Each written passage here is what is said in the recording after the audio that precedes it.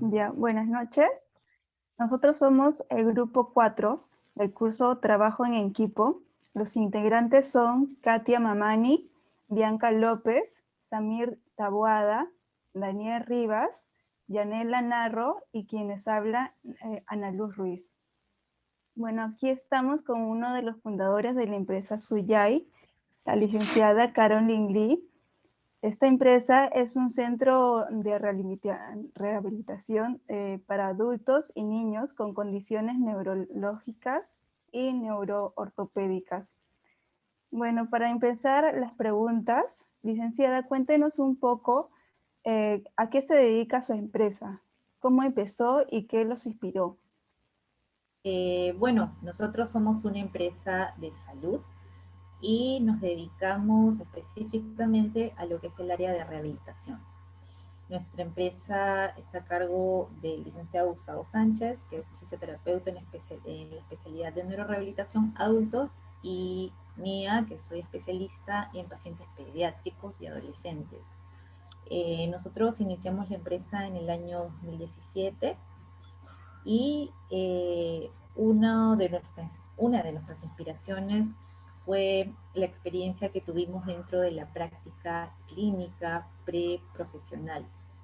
Cuando nosotros estuvimos rotando en hospitales, por ejemplo, en lo que fue MINSA y Salud, nos dimos cuenta que había un sistema en donde se priorizaba mucho la productividad, ¿no? Que tantos pacientes veo por día, y no se priorizaba tanto la calidad del tratamiento. Entonces veíamos que no solamente era de fácil acceso para los pacientes, sino que, es decir, se demoraba mucho el que un paciente pueda acceder a un programa de rehabilitación, sino que también las sesiones eran muy cortas, las evaluaciones eran no tan eficientes. Entonces, bajo este concepto, fue una gran inspiración para nosotros crear una empresa en donde podamos brindar una calidad de servicio a todos esos pacientes que buscaban un inicio del tratamiento de rehabilitación. Y básicamente esa fue nuestra inspiración. Ya. Para la siguiente pregunta es, ¿qué tipo de equipos son? ¿Son de equipo de servicio o producción? Es decir, que están compuestos por trabajadores en jornada completa y organizan su propia labor que desempeñan, o los equipos de acción o negociación. Es decir, que sus integrantes son altamente calificados, reunidos para realizar actividades especiales en cada individuo tiene su propio papel definido. Los equipos de proyecto y desarrollo trabajan durante largos periodos de tiempo y se puede necesitar años para su finalización. También están los equipos de asesores y participación. Ellos proporcionan consejos y se encargan de tomar decisiones.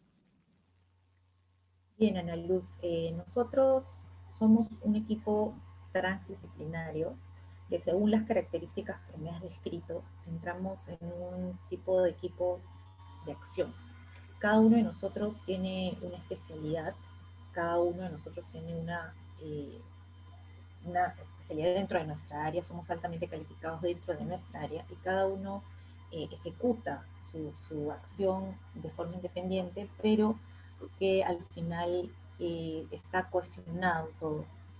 En nuestro equipo nosotros tenemos 2 fisioterapeutas, un terapeuta ocupacional, un terapeuta de lenguaje y un neuropsicólogo. Entonces, cada profesional trabajamos de forma, repito, independiente, pero bajo un objetivo en común. Es decir, todos hablamos un lenguaje transversal para bien común del paciente que tengamos acá. Listo. Ya, la siguiente pregunta, ¿quién va? Samir continúa con la siguiente Bueno, pregunta. ahora continuamos con la tercera pregunta. La tercera pregunta es, ¿qué considera usted de positivo que es tener un equipo laboral? ¿Y ha sido fácil formar el equipo o ha tenido pequeñas complicaciones? Bien, Samir, esta es una de las preguntas que más me gusta. definitivamente el trabajo en equipo, nosotros como manejo de equipo transdisciplinario dentro del campo de la rehabilitación ha sido de suma importancia para la mejora de la calidad del paciente. Antes, usualmente, el tratamiento bajo las especialidades era muy independiente. Es decir, el fisioterapeuta solamente se dedicaba específicamente al movimiento, el terapeuta del lenguaje específicamente al habla, el terapeuta ocupacional solo se dedicaba a la función o a la mano y el psicólogo solo a las emociones. Entonces todo era como que muy independiente. Conforme ha pasado el tiempo, hemos empezado a cambiar un poco la visión de ese trabajo, porque si bien es cierto, antes el paciente avanzaba, pero había muchas veces falencias o ciertas deficiencias, y eso era como que, ¿qué está pasando en realidad? ¿Por qué este paciente no avanza si está recibiendo todas las especialidades?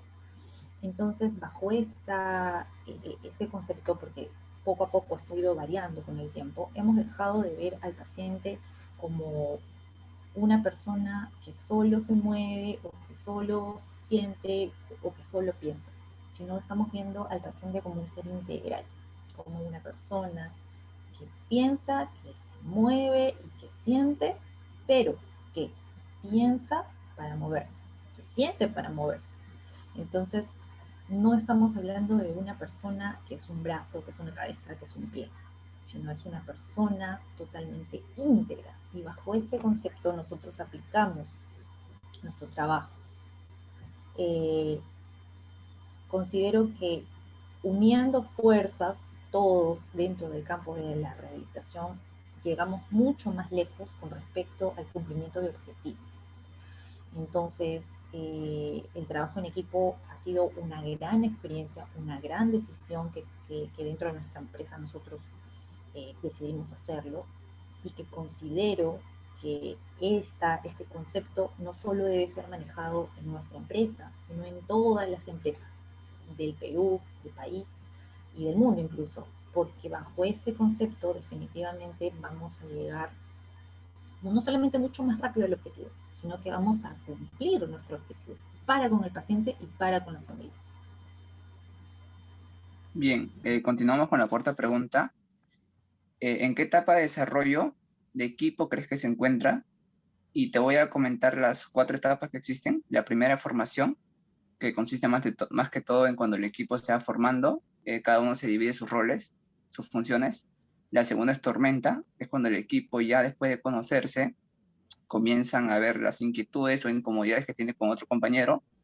En normalización, el equipo ya se va convalidando mejor, ya van solucionando los problemas que había en tormenta. Y en la última es desempeño, cuando el equipo ya se encuentra formado y ya todos tienen un mismo objetivo y trabajan en conjunto por llegar a la meta. Bien, Samir, nosotros como equipo estamos en una etapa de desempeño. Si bien es cierto, hemos pasado por todas las etapas que me has mencionado y que me has descrito, sobre todo cuando el equipo era súper nuevo, pero ya para este momento, después de haber no solamente conversado cada uno como equipo con respecto a qué es lo que buscamos cada uno como objetivo, porque hay personas, colegas, que prefieren trabajar independiente, hay personas que no les gusta trabajar en equipo y prefieren trabajar de forma independiente. En nuestro caso, nosotros tenemos ese objetivo en común, nos gusta trabajar en equipo.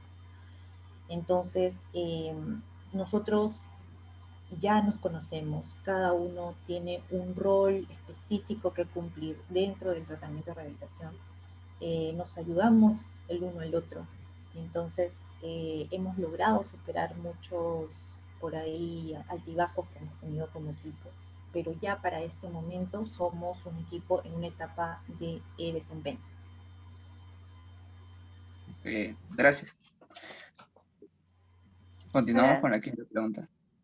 sí, continuamos con la siguiente pregunta. ¿Cuáles son las herramientas de medición que usan para gestionar su equipo? Herramientas para organizar, pueden ser herramientas digitales.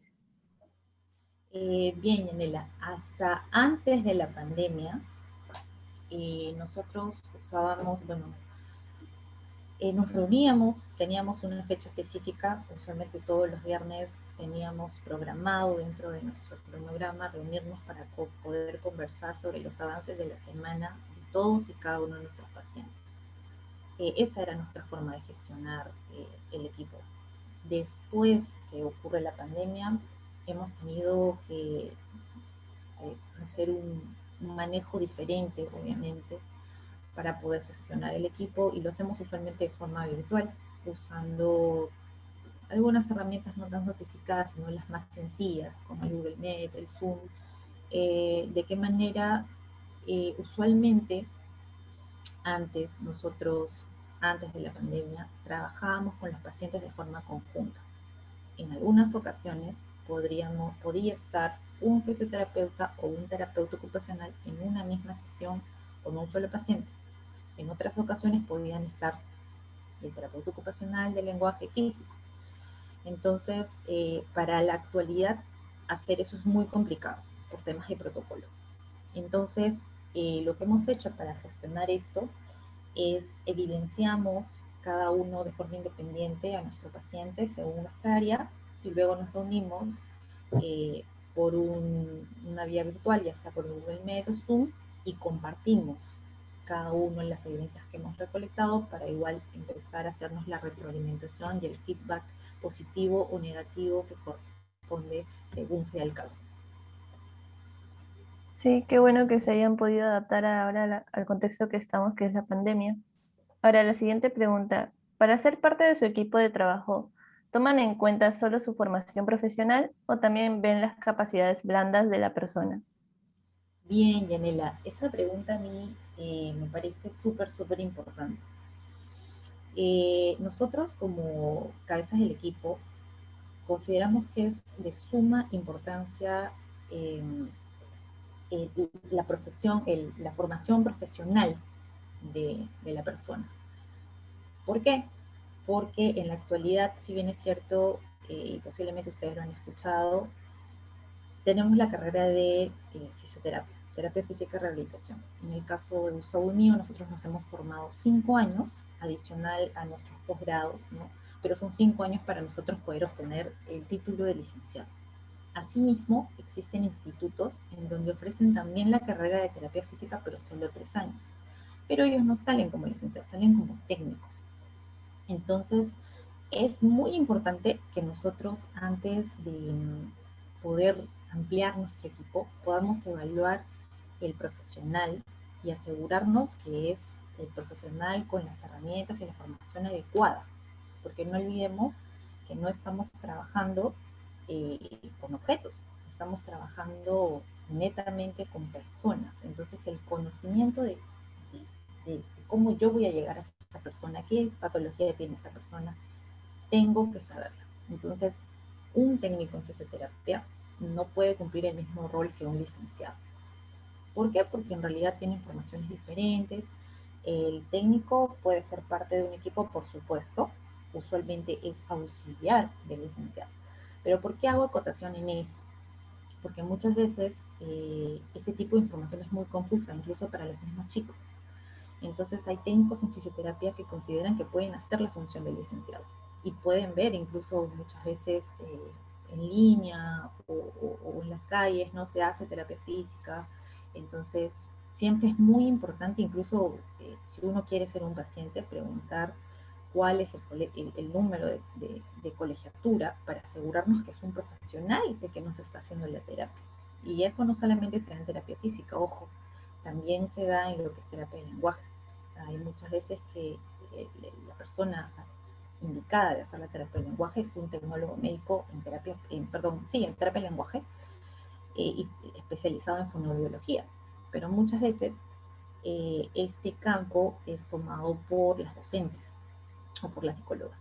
Entonces, no es que no puedan hacerlo, ellas pueden hacer quizás algún tipo de estimulación, pero el tratamiento como tal de la evaluación y de la intervención es del terapeuta del lenguaje. Entonces, bajo este concepto, es importantísimo que nosotros tengamos la formación, que sepamos cuál es la formación profesional de la persona que va a entrar en nuestro equipo y que va a trabajar junto con nosotros.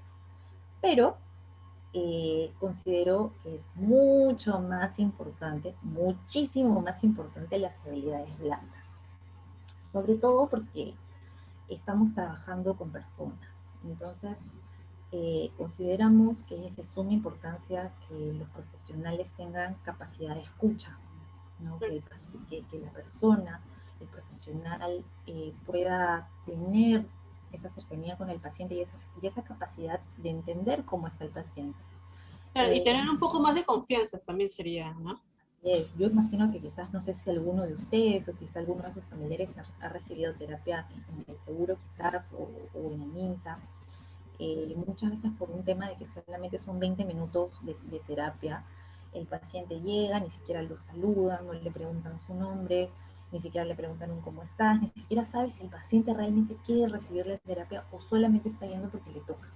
Entonces, esa capacidad de escucha, no solamente que yo puedo escuchar, sino ver en el paciente cómo llega esa actitud corporal, ese lenguaje corporal, cómo está caminando ese paciente, quizás está yendo con la cabeza agacha, quizás no me está haciendo contacto visual. Entonces, todo ese tipo de... Y eso no es sencillo, ¿no? Para muchas personas puede ser muy complicado hacer ese tipo de lecturas y generar ese tipo de conexión con la otra persona. Pero eso es una habilidad importantísima, al igual que la paciencia, ¿no?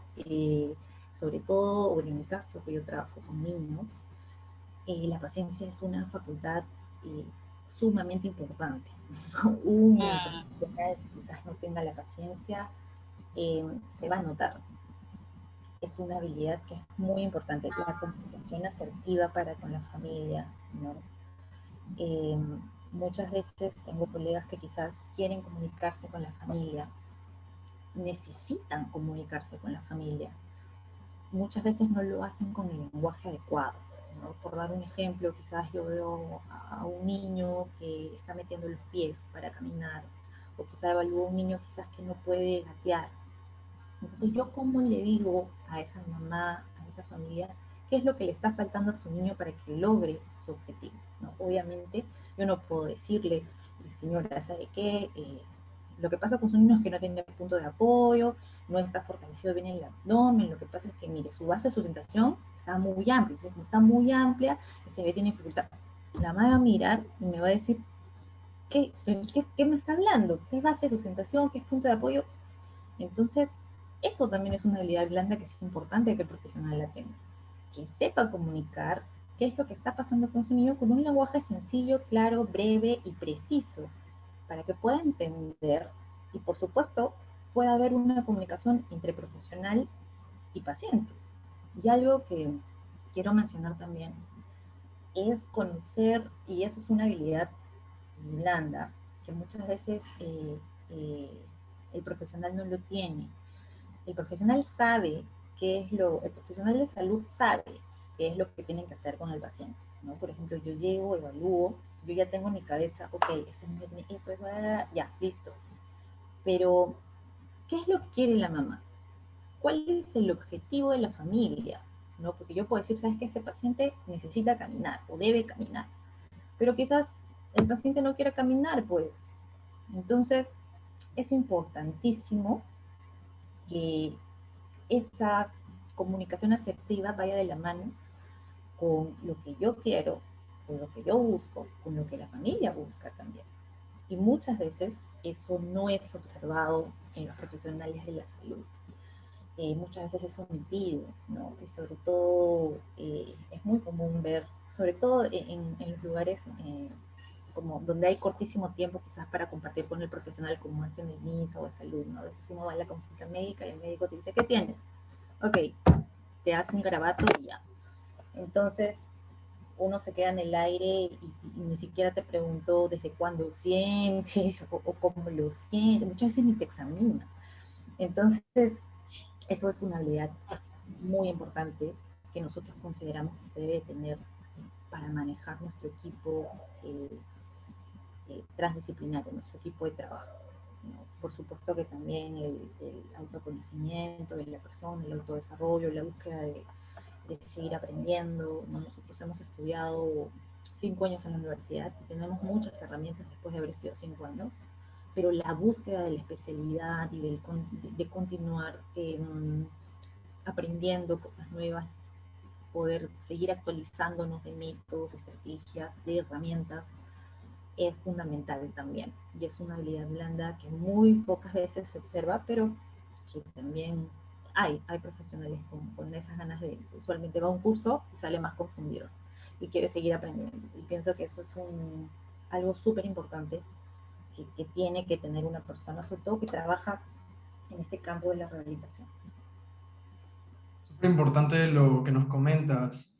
Sí, es muy interesante también cómo llegar a la persona, ¿no? En sí, yo creo que es un punto muy vital.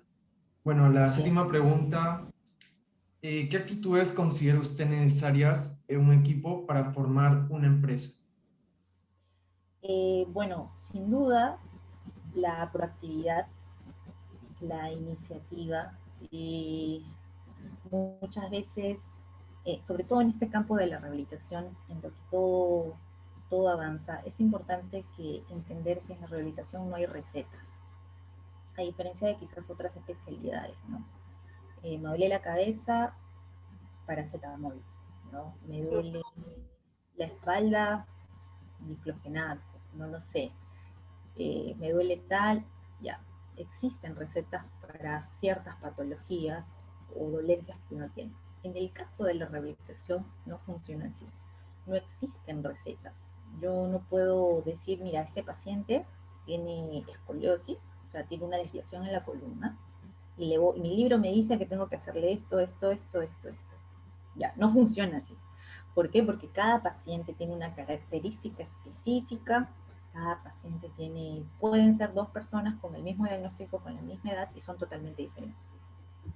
Entonces, bajo esto, sabiendo que esto no es una receta, es muy importante que para que el equipo funcione, todos tienen que tener razonamiento clínico. ¿A qué me refiero con esto? Que cada uno tiene la libertad, que tiene que tener esa capacidad de pensar de forma autónoma y decir, ¿sabes qué? Yo pienso que esto necesita ese paciente, yo pienso que de esta manera tenemos que actuar sin esperar que espere una orden o una indicación. ¿No? Por ejemplo, una persona que me diga, ya, ¿y ahora qué hago? ¿No? ¿O qué tengo que hacer? No.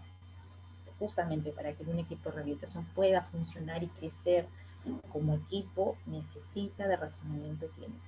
Por supuesto, de la mano con el liderazgo, con la creatividad, porque al menos en el trabajo de un niño, chicos, se acaban las ideas. Entonces yo tengo que estar actualizándome a diario con la gallina pintadita y el baby shark, porque definitivamente que los niños son así. Y entonces, si yo, por ejemplo, no buscaría eso o me mantendría estática, posiblemente se daría cuenta mi equipo que algo está en deficiencia, no está avanzando, que necesita ser cambiado. Entonces, sin duda, necesitamos mucha proactividad e iniciativa propia de cada uno de los profesionales para que el equipo pueda avanzar y crecer sobre todo. Exacto, sí, muy puntual lo que acabas de mencionar. Y bueno, exacto. A la octava pregunta, ¿qué creen que necesita para crecer dentro de una empresa o un equipo? Bueno, Daniel, como te comentaba en la pregunta anterior, nosotros como equipo, si hacemos una retrospectiva de cómo estábamos al inicio a cómo estamos ahora, sin duda ha habido un crecimiento de todos de forma individual y como equipo, ¿no? Como les comentaba sobre las habilidades blandas hace un momento, son habilidades blandas que tenemos que tener nosotros para con los pacientes, pero son habilidades que tenemos que tener nosotros para con nuestro equipo también. En nuestro equipo, dentro del análisis que hemos podido hacer para saber qué es lo que nos ha hecho crecer, sin duda ha sido el respeto a la opinión de los demás. Muchas veces como colegas hemos tenido discordancias, por supuesto que sí, desacuerdos, por supuesto que sí, pero justamente el hecho de escuchar de forma activa y de poder respetar la opinión del resto, de poder acotar con lo poco que sé a mi compañero, que por más que no sea de mi especialidad, puedo ayudar, eso definitivamente ha sido una herramienta que nosotros hemos usado de forma muy fuerte para que nos podamos crecer. De lo contrario, nos hubiéramos quedado estancados quizás, ¿no? Entonces hemos visto que el equipo ha funcionado y no es que, o sea, ustedes me pueden decir, Caroline, pero ¿cómo es que tú te das cuenta que tu equipo ha crecido? ¿No? O sea, ¿qué es lo que a ti te hace considerar que ha crecido? Usualmente quien nos da esa respuesta son los pacientes. El paciente, cuando cumple eso, cuando se da cuenta, cuando una mamá se da cuenta que su niño ha evolucionado, que su niño quizás antes no podía caminar y ahora camina. ¿Por qué? Porque la fisioterapeuta le dio las herramientas motoras, porque la ocupacional le dijo a la mamá qué actividades en la vida diaria le va a ayudar. Es más, la neuropsicóloga trabajó con la familia para no ser tan sobreprotectores. Entonces nos damos cuenta que al final ese trabajo en equipo funciona. Entonces es porque cada uno de nosotros, por más que tengamos especialidades independientes, estamos llevando todo hacia un solo lugar, hacia un solo objetivo, que en este caso es lograr el objetivo, la meta a corto o largo plazo que busca el paciente. Entonces, sin duda, el paciente, los pacientes, las recomendaciones del paciente, ¿no? Cuando dice, oye, ¿conoces a algún fisioterapeuta? Te voy a derivar a tal, es buenazo. Entonces ahí tú te das cuenta, oye, mi equipo funciona. Claro. Funciona, mi equipo creció, mi equipo sigue. Entonces, y eso es muy motivador y nos damos cuenta que estamos yendo en un buen camino. Bueno, chicos, ahora voy a hacer una pausa porque se va a terminar el tiempo. No se preocupen que esto va a ser editado. Y ya. Ya puedo relajar la cara. Sí, más bien ahora les voy a dar le voy a decir a Ana en qué momento van a poder volver a ingresar al mismo link. Ahorita voy a dar pausa a la grabación y Ana les va a avisar, ¿ok?